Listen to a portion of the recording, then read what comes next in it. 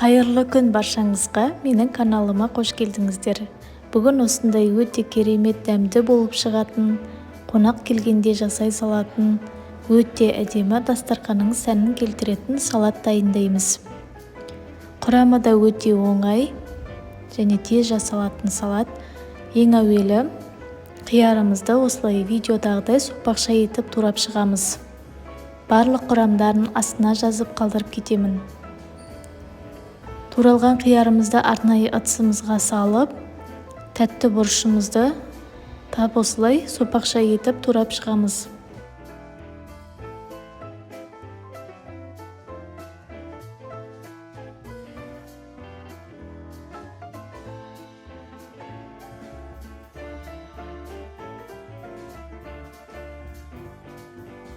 Ары қарай қызанағымызды да тап солай турап саламыз, сопақша етіп.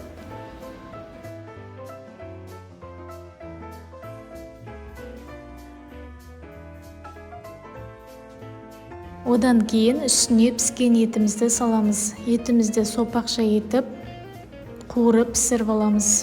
Менде сиыр еті, қалауыңызша әртүрлі еттен салуларыңызға болады.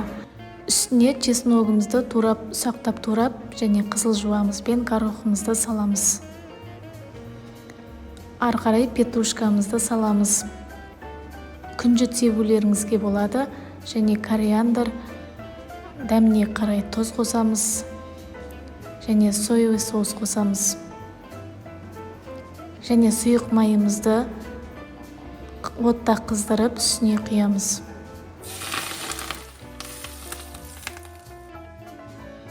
Егер етіңіз тұзды болса, тұз қосудың қажеті жоқ. Араластырып дәмін көрсеңіздер болады.